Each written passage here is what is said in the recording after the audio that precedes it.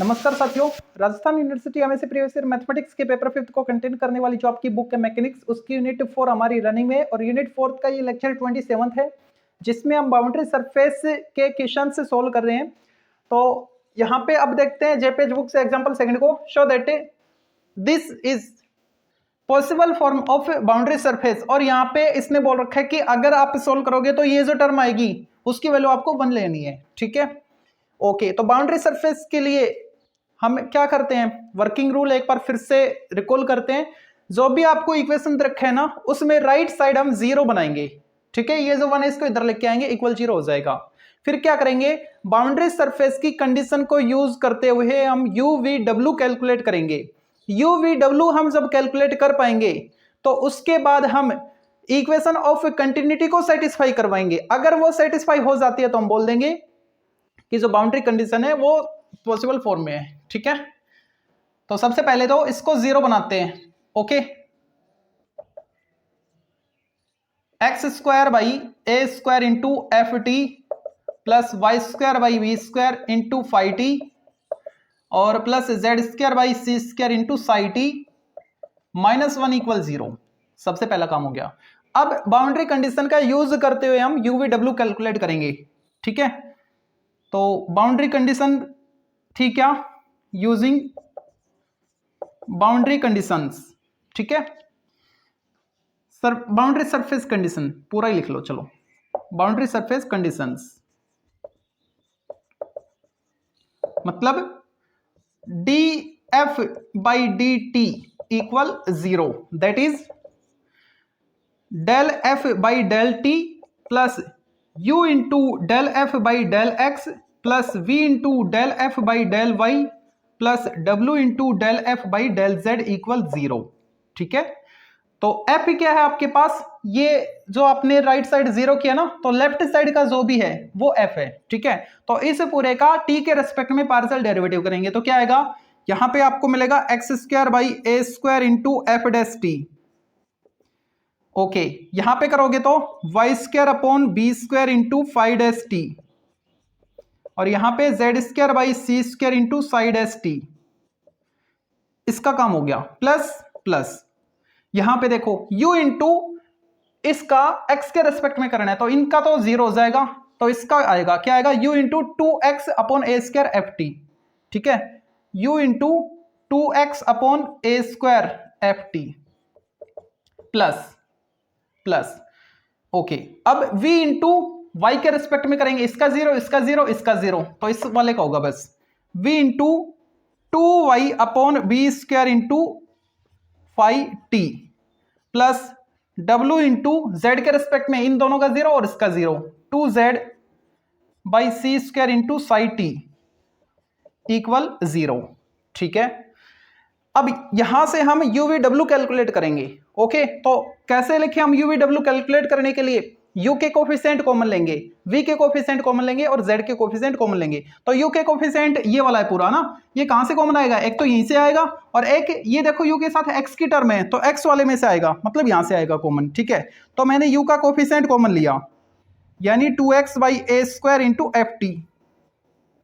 ठीक है, इसको मैंने कॉमन लिया तो यहां पे तो बचा u प्लस यहां से देखो upon a square as it is आ चुका, एक्स स्क्वायर में से एक एक्स आ गया, एक एक्स बचा, 2 यहां पे नहीं था, यहां पे आपने कॉमन ले लिया तो अपॉन 2 कर दो, एफ टी यहां पे नहीं था तो डिवाइड कर दो, एफ डैश टी यहां पे है लेकिन हमने कॉमन नहीं लिया तो ये एज इट इज आएगा f dash t by f t. Check करने के लिए इसको इससे मल्टीप्लाई करो, f t cancel, 2 cancel. Okay, x square by a square f dash t वही था, प्लस ऐसे ही अब v का कोफिशिएंट कॉमन लेंगे तो v का कोफिशिएंट क्या है यहाँ पे, 2y by v square 2y by b square into 5t। जैसे यहां से कॉमन लेंगे ये टर्म तो यहां पे तो मिलेगा v और ये प्लस y वाली टर्म देखो यहां पे ना, तो यहां से भी कॉमन ले रहे हैं, अपॉन बी स्क्वायर आ गया, यहां से क्या आया y अपॉन 2 क्योंकि 2 नहीं था यहाँ पे, y अपॉन 2 और इसके अपॉन ये आ जाएगा, क्यों 5t नहीं था तो मैंने लिखा 5t अपॉन 5t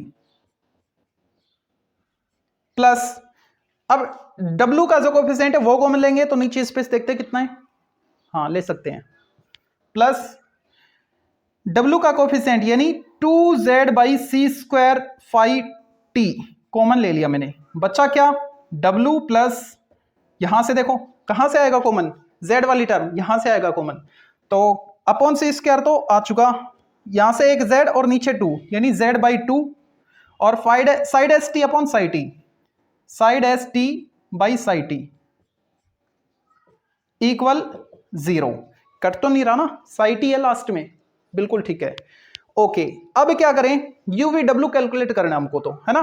तो ये इक्वेशन सेटिस्फाई तब भी होगा जब ये वाला ब्रैकेट, ये ब्रैकेट और ये ब्रैकेट तीनों ही क्या हो जाएं, जीरो हो जाएं। तो जीरो, ये पूरा जीरो, ये पूरा जीरो इक्वल 0, ठीक है। तो क्या लिखेंगे, this equation will be satisfy if this equal 0, यानी u plus x/2 f dash t by f T equal 0, v plus y/2 five dash t by five T equal 0 and w plus z/2 side S T by side T equal 0। ये भी 0 हो जाए, ये भी 0 हो जाए, ये भी 0 हो जाए, तो ये इक्वेशन सेटिस्फाई होगा। अब यहां से हम u w कैलकुलेट कर पाएंगे। u क्या आ गया, -x/2 f dash T upon F T, v क्या आएगा -y/2 five dash t by five T and w -z/2 side S T by side T, ठीक है। u v w हमने calculate कर लिए, अब इक्वेशन ऑफ कंटिन्यूटी को satisfy करवाएंगे, ठीक है। तो एक बार स्क्रीनशॉट लीजिए इसका, मैं इधर का रफ कर दूं।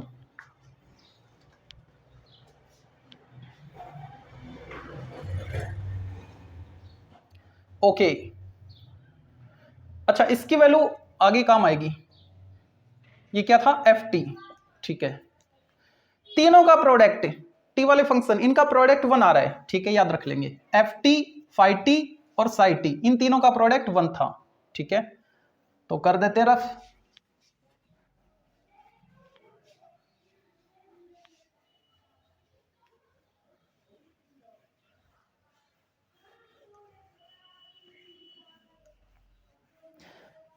इक्वेशन ऑफ कंटिन्यूटी सेटिस्फाई करवानी है अब, ठीक है। Now del u by del x plus del v by del y plus del w by del z, ये आप कैलकुलेट करो, ये 0 आना चाहिए, ठीक है। तो u का x के रिस्पेक्ट में कर रहे हैं, u का x के रिस्पेक्ट में करोगे तो क्या आएगा, -1/2 f dash t by f t plus v का y के रिस्पेक्ट में -1/2 five dash T upon five t और -1/2 side S T by side T, ये आ गया, ठीक है। इन तीनों से -1/2 कॉमन आ रहा है, तो मैंने लिखा -1/2 को common,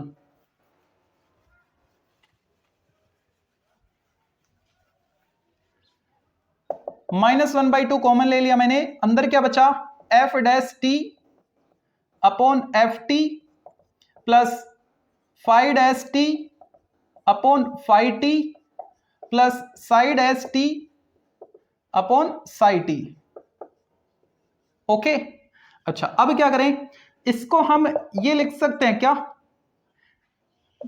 del by del t of log f t plus log five t plus log side t. इसको डिफरेंशिएट करो एक बार, क्या आएगा, इसका क्या आएगा 1/ft और ft का f डैश टी, इसका ये, ठीक है, ओके। अब अंदर लॉग की प्रॉपर्टी अप्लाई कर दो, del by del t of log m plus log n plus log n, log m n p मान लो, log p, ठीक है। तो क्या आएगा, तीनों का प्रोडक्ट यानी log ft into five T into side T, ठीक है। और इसकी वैल्यू आपको क्वेश्चन में रखी है 1, तो ये क्या बन गया log 1, और log 1 क्या, 0, 0 इंटू एनी नंबर 0। तो अब बताओ del u by del x plus del v by del y plus del डब्ल्यू बाई डेल जेड 0 आया कि नहीं आया, आ गया ना, ठीक है। अगर ये 0 आ गया इसका मतलब इक्वेशन ऑफ कंटिन्यूटी सेटिस्फाई हो रहा है, that is equation of continuity is satisfied.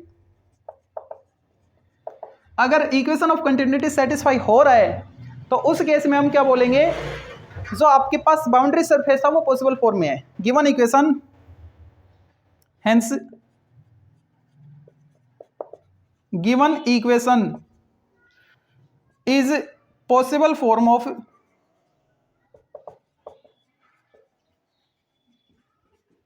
Boundary surface. तो हमने इसमें कुछ नया नहीं किया, जो भी इसका वर्किंग रूल था उसी को फॉलो करते चल रहे हैं। क्या किया था, सबसे पहले तो राइट साइड 0 क्रिएट किया और 0 क्रिएट करने के बाद इधर का जो भी आया उसको हमने कैपिटल एफ बोला, फंक्शन एफ बोला, ठीक है।